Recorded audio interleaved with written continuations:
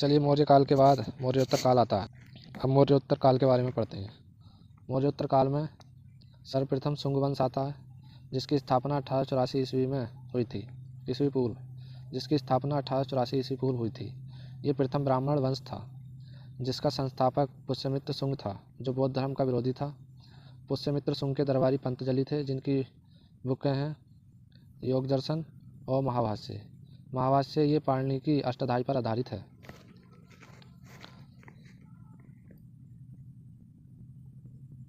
शुंग वंश की राजधानी विदिशा थी। पुष्यमित्र मौर्यों का सेनापति था। पुष्यमित्र शुंग ने यूनानी राजा डेमेट्रियस को हराया था। पुष्यमित्र के कहने पर पतंजलि ने 2 अश्वमेध यज्ञ कराए, जिसकी जानकारी धनदेव के अयोध्या अभिलेख एवं कालिदास की मालविका अग्निमित्रम से मिलती है। कालिदास की मालविका अग्निमित्रम से मालविका और राजा अग्निमित्र की प्रेम कहानी की भी जानकारी मिलती है। पुष्यमित्र शुंग को कलिंग नरेश खारवेल ने हराया था। इसके बाद शुंग वंश का दूसरा शासक भागभद्र बना। तक्षशिला के राजा एंटियोलार्क दास ने भागभद्र के दरबार में एक यूनानी राजदूत भेजा, जिसका नाम हेलियोडोरस था।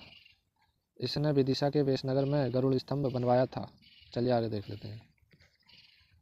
फिर शुंग वंश का तीसरा शासक अग्निमित्र बनता है और चौथा प्रतापी शासक इसका पुत्र वासुमित्र था। वासुमित्र ने यवन सेनापति मिनांडर को सिंधु नदी के तट पर हराया था। पहले शुंग वंश के शासक बौद्ध धर्म से नफरत करते थे, लेकिन बाद में इन्होंने बौद्ध स्तूपों जैसे सारनाथ स्तूप, भारहूत स्तूप, सांची स्तूप की मरम्मत कराई और लकड़ी का घेरा हटवाकर पत्थर का बनवाया। शुंग वंश का अंतिम शासक देवभूति था। इसकी हत्या वासुदेव कर्ण ने कर दी थी 73 ईस्वी पूर्व। वासुदेव कर्ण ने 60 ईस्वी पूर्व में कर्ण वंश की स्थापना की। इसके बाद कर्ण वंश के बाद आंध्र सातवाहन वंश आता है, जिसकी स्थापना 60वीं ईस्वी पूर्व हुई थी। सातवाहन वंश का संस्थापक सिमुक था, जिनकी राजधानी प्रतिष्ठान जो वर्तमान में औरंगाबाद है। इसकी जानकारी मत्स्य पुराण से मिलती है। मतलब सातवाहन वंश की जानकारी मत्स्य पुराण से मिलती है। आंध्र प्रदेश में होने के कारण इस वंश को आंध्र बृहत्या और आंध्र भोज वंश भी कहा जाता है। इस वंश का उदय नासिक महाराष्ट्र में हुआ था। प्रथम महान शासक इसका सतकर्णी फर्स्ट था और 17वां शासक होल था। होल ने गाथा सप्तशती एक पुस्तक लिखी, जिसकी भाषा प्राकृत थी। गाथा सप्तशती में होल की प्रेम कहानी का विवरण है। इसके दरबारी सर्वबमन, जिनकी बुक का नाम कामात्र था, कुड़ाले, जिनकी बुक का नाम व्रत कथा था। व्रत कथा मंजरी क्षेमेंद्र द्वारा लिखी गई है, ये दोनों अलग हैं। होल के सेनापति विजयालय ने श्रीलंका को जीता और श्रीलंका के राजा की पुत्री लीलावती से हाल ने विवाह किया था। होल के बाद गौतमीपुत्र सतकर्णी शासक बनता है। आंध्र सातवाहन वंश का यह सबसे शक्तिशाली एवं महान शासक था। इसे तिर समुद्र तोय पिता वाहन भी कहते हैं, जिसका अर्थ होता है जिसके घोड़े 3 समुद्रों का पानी पी चुके हों। इसकी उपाधि वेणकटक स्वामी थी।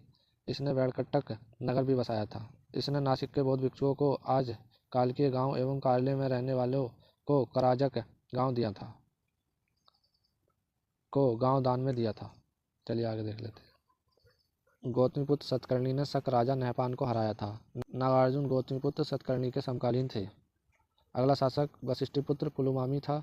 इसने अमरावती बौद्ध स्तूप बनवाने में सहयोग किया था। इस वंश का अंतिम शासक यज्ञ श्री सकर्णी था। इसे समुद्र एवं व्यापार से बहुत लगाव था। इसके सिक्कों पर जहाज का चित्र बना था। शक शासक महाक्षत्रप रुद्रदामन की पुत्री का विवाह वशिष्ठिपुत्र पुलुमामी से हुआ था। पुलुमामी की उपाधि दक्षिणा पथेश्वर थी। चलिए आगे देख लेते हैं।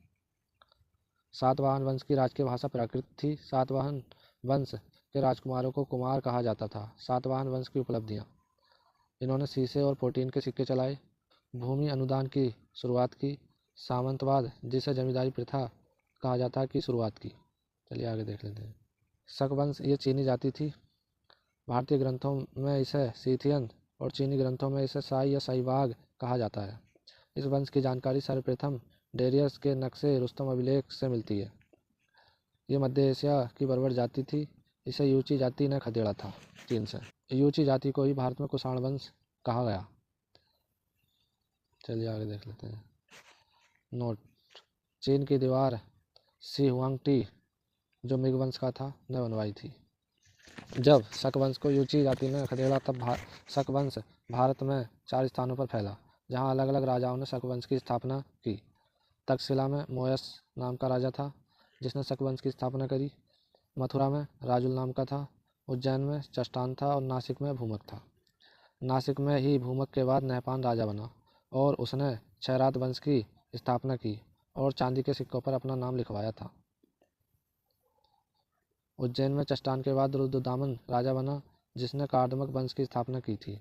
जूनागढ़ या गिरनार अभिलेख इसी से संबंधित है। ये पहला संस्कृत का सबसे बड़ा अभिलेख है। शक वंश का अंतिम शासक रुद्रसिंह थर्ड था। इसकी हत्या चंद्रगुप्त द्वितीय ने की थी। छत्रप प्रणाली का प्रयोग शकों ने किया था। त्रातार या मुक्तिदाता की उपाधि शक वंश के शासकों ने धारण की थी। चलिए आगे देख लेते हैं। अगला कुषाण वंश, इसे युची जाति भी कहा जाता है। इसकी स्थापना 15वीं ईस्वी में हुई थी।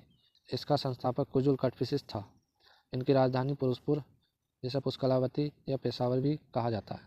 कुजुल कटफिसिस ने सर्वाधिक तांबे के सिक्के चलाए। सिक्कों पर राजा हर्मिस, जो यूनान का राजा था, के चित्र बनवाए थे। बिम्ब कटफिसिस, इसने भारतीय इतिहास के सर्वाधिक शुद्ध सोने के सिक्के चलाए। इन सिक्कों पर बैल, नंदी, शिव और महादेव के चित्र अंकित कराए थे। चलिए आगे देख लेते हैं। आता है कुषाण वंश का शासक कनिष्क 78 ईस्वी में, जिसने शक संवत चलाया था, जिसका पहला महीना चैत्र और अंतिम फागुन था। कनिष्क बौद्ध धर्म की महायान शाखा को मानता था, इसलिए इसे द्वितीय अशोक भी कहते हैं। इसके दरबारी थे चरक, अश्वघोष और नागार्जुन। चरक, जिसने चरक संहिता लिखी, ये चिकित्सक था। अश्वघोष, जिसने बुद्ध चरित्रम, सूत्रालंकार, सौदरानंद, सारिपुत्र प्रकरण लिखी, ये दार्शनिक था। नागार्जुन, इन्होंने माध्यमिक सूत्र बताया।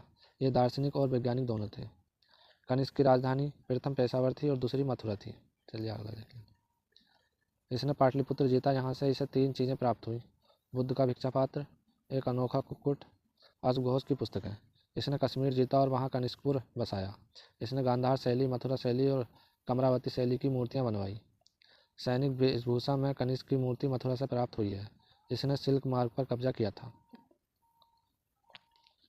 इसी के समय में बौद्ध धर्म की चौथी संगति हुई।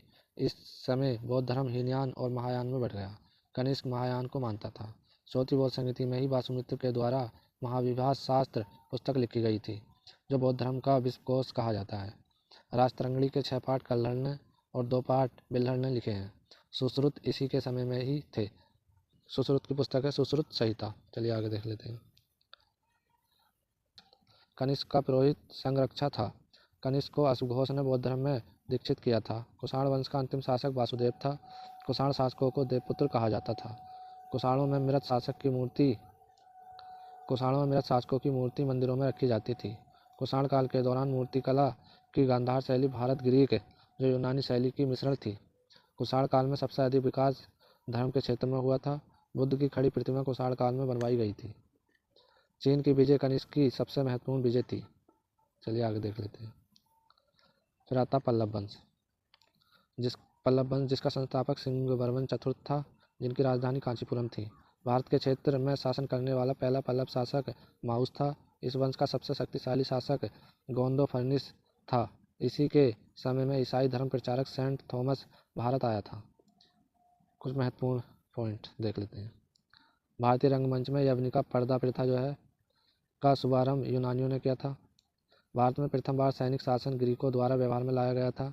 मौर्यों के बाद दक्षिण भारत में सबसे प्रभावशाली राज्य सातवाहन का था। 3वीं शताब्दी में वारंगल हाथी दांत के काम के लिए प्रसिद्ध था। मौर्योत्तर काल में गंधर्व विवाह को हे समझा जाता था। मौर्योत्तर काल का सबसे विकसित उद्योग वस्त्र उद्योग था। मौर्य एवं मौर्योत्तर काल में पश्चिमी भारत का सर्वाधिक महत्वपूर्ण बंदरगाह भरूच या भरूकच्छ था। मौर्य काल में पूर्वी तट पर ताम्रलिपि बंदरगाह था, जो व्यापारिक बंदरगाह था। तो ये था मौर्योत्तर काल। अगर क्लास अच्छी लगी हो तो लाइक करें, सब्सक्राइब करें। Thank you.